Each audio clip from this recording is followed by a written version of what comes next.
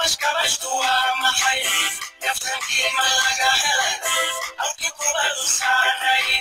كبركي محاهلا كبشت ومحي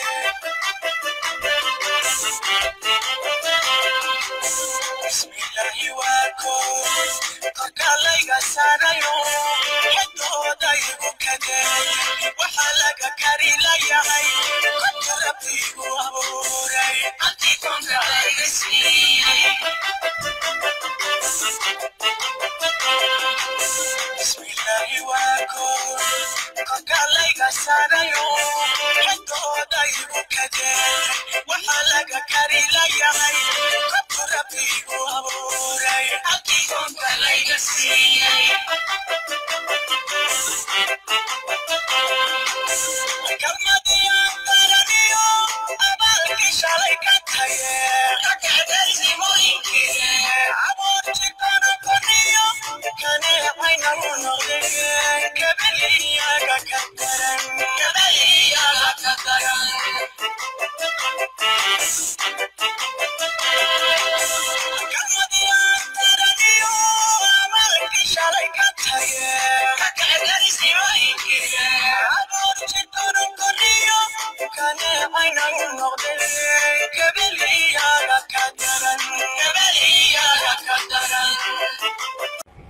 السلام عليكم ورحمة الله وبركاته. الحمد لله رب العالمين والعاقبة للمتقين ولا عدوان إلا على الظالمين، وأشهد أن لا إله إلا الله وحده لا شريك له، وأشهد أن محمدا عبده ورسوله. أما بعد، الله أكبر الله أكبر الله أكبر. waxaan hambalyaynayaa dhammaan jamaahiirta shacabka reer laascaanood iyo dhammaan jamaahiirta SSC guusha laga gaaray maanta laascaanood caawo laascaanood oo xora waan hambalyaynayaa, aad baan u hambalyaynayaa, aad baan ugu diirsanay hambalyaal ujeedinaynaa. arrintu weli faanoole fara kama qodna, magaaladii waa la galayay laakiin dee waa hareerahooda o dhan baa la joogaa weli. taana insha allah waa laysdaba raacinayaa. mar waa laga sifeynayaa deegaanka oo dhan, gobolada SSC oo dhan insha allah hadday arrintu sidaa usii socoto. arrintan waa arrin kedisa ku timi, marka waxaa weeya meeshii la kala joogay waa dugay, dhibtana innagaa isku wacnay. hadda yaa dhib kale lisii kordhi si maaragtay daacadaha looga wada qayb galo. waxay noqonaysaa xoreynta kabacdi waa laysu imanayaa, waxaa la samaynayaa yani mowqifaynu isku raacsannahay iyo magacaynu isku raacsannahay baa la samaynayaa insha allah. waa laga tashanaya. hadeerna waa talo waan soo dhaweynayaa, iyadana waxaa la sameeyey hoggaan uu madaxu yahay Bashiir Xaaji Cali Jamaal. waan qoladaana waan soo dhaweynaya, aad baan usoo dhaweynayaa. waxaana qabaa Jamaal inuu yahay ninkii ugu mudnaa arrintan maaragtay hogaamin lahaa, inuu yahay ninkii ugu mudnaa runtii in la doortay baan qabaa. marka waa soo dhaweynaynaa, waana la shaqaynaynaa insha allah. intii kalaana waa lala shaqaynayaa. marka waxaa weeya marka maaragtay arrintaas deegaanka la xoreeyay dabcan shir baa la isugu imanayaa, waxbaa la isku afgaranayaa. inta ka horeysa yaan lala ordin waxyaabihii hore maaragtay inoo kala dilay yaan lala horordin. durba waxaan arkayaa dad khaatimo iyo wax la hor ordaya. khaatimo waa tii 10 sano bayna ka dhigtay baralays, yani waxaynu nuuxsanay aynu weyn oo dadkii halkaa kala geeyay. sootay Somaliland ku beertay maaha, warma khaatimo soo noqon. marka korban u kaadiya horta khaatimadan iyo sheekada tan u kaadiya. magaca deegaanadeennaynu ku xoraysanay iyo qabiil ahaan magaciisaynu ku xoraysanay u kaadiya inta la ysaga imanayo. oo yaan durtaba kuwii hore dhibta u geystay ee dadka fooda isu geliyey ee dhiigga dhex dhigay yaanay durtaba inay horgoodi. ha loo yara kaadiyo. taas waa aniga waxa weeye waa dardaaran. taa kale sida kale waxaan maaragtay ilaahay naxariis uga baryayaa dhammaan dadkii mujaahidiinta ee arrimaha qadiyadda SSC ku geeriyooday ee hore wax ugu gaadheen ku geeriyooday, kuwii ku dhaawacmay dhammaan ayaan waxaan u dirayaa maaragtay ilaahay uga baryayaa inta dhimatana iyo inta noolba inuu ilaahay u naxariisto. inta nool ilaahay u boobadhayo. dhibaatadan muddo 30 sana bay socotay, intaaba dad baa ku dhimanayay, ku dhaawacmay. ilaahay dadka maaragtay wixii dhintayna ilaahay naxariistii janno inta noolna ilaahay ha u bogeedayo caafimaad adduun iyo aakhiraba ayaan u baryay taas waa ta waxa weeye ta labaad yaan la iska dhigin maaragtay dad daciifiin ayaan la iska dhigin maalmo dhaweed waxaan arkayay ayaan xasan sheekh ma hadlin xasan sheekh waa cadowga ugu weyn deegaanada SSC hadaad ogtihiin iyo haddaydaan ogeyn xasan sheekh waa cadowga ugu weyn kuwa aynu isano ka weyn weeye marka hadaad doonaysa inaad ogaataan fikradda xasan sheekh wuxuu ka qabo deegaanada hadda kilibkan yar dhegeysta waa ninkii isaga waa ninka isaga metela waxa weeyaan hogaamihiisa ruuxiga ah runta ah weeye waa faarax cabdullaahi weeye hada dhegeyso hadalka weeye waxa ugu muhiimsan ee marka hore laga bilaabi karayo maxay tahay waxa laga bilaabi karayo waxay ahayd in kalsoonida la dhiso oo in wax la isu ogol yahay loo muujiyo dadka walaalaheen ee waqooyiga ka yimaada si kalsoonida loo muujiyo kow dawladdu waxa ay go-aan ku gaartay dawladda federaalka waxay go-aan ku gaartay in maamulka Somaliland uu yahay cidda matasho Somaliland oo wada hadallada u matasho iyadoo la og yahay inay jiraan dad deegaanka ah oo ra'yi kala qabo laakiin waxaa la yiri maadaama la doonayay in la wada hadlo waxaa lala hadlayaa cidda ra'yigaas kale ee go'itaanka ah qabtaa lala hadlaya waad aragtaan soo maha shirkii heritage ee Djibouti ayuu hadalka ka yiri waxa weeyaan waxaa lagala hadlayaa deegaanada waqooyi oo dhan waxaa lagala hadlayaa SNM taasuu aaminsan yahay iyo wax kasii marka waana kuwa ka naxaya maanta arrinta timi ee maaragtay arrinta tan hadda dhacday waa kuwa ka naxaya kow buu ka yahay marka waxba ku maaragtay yaan loo calaacalin haddaba iyadoo inoo iman waxa weeyaan kalsoonida gudaheena innaka dhexdeena abaa wax walba ku filan haddaynu isku wada gacan nahay wax walba waa goyn karnaa haddaynu isku mid nahay wax walba waa goyn karnaa soo markaa wax walba innakaa samaysan karna laakiin yaan la ordi yaan dadka la hor ordi boqolyaha maaragtay dadka hor orda hala joojiyo saan soo sheegay waxaan hadda qolihii ku shiray maaragtay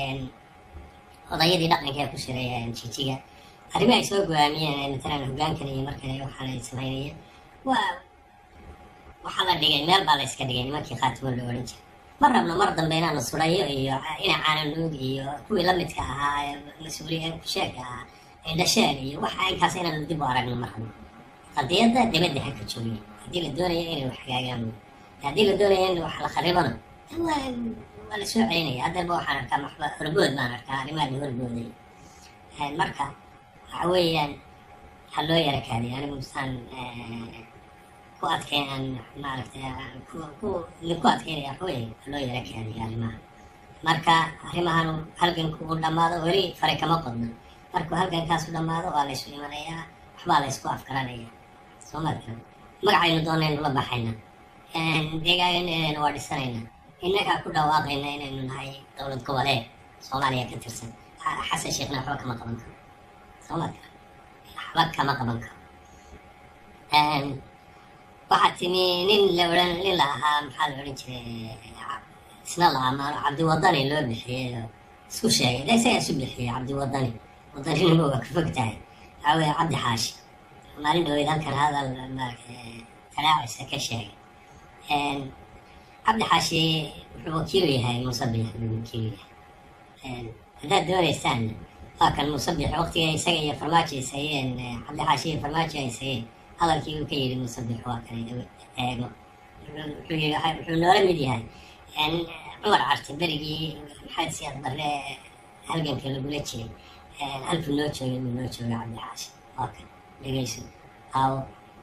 waxaad moodaa sawirkii ay ismaaciil cali abukor iyo cumar carte iyo siinaaya ay lahaan waar ka daa maanta ninka guurtida xukuumeed jeermanka ka la yidhaahdo cabdi xaashi iyo dowladda xamar ka dhisaan waa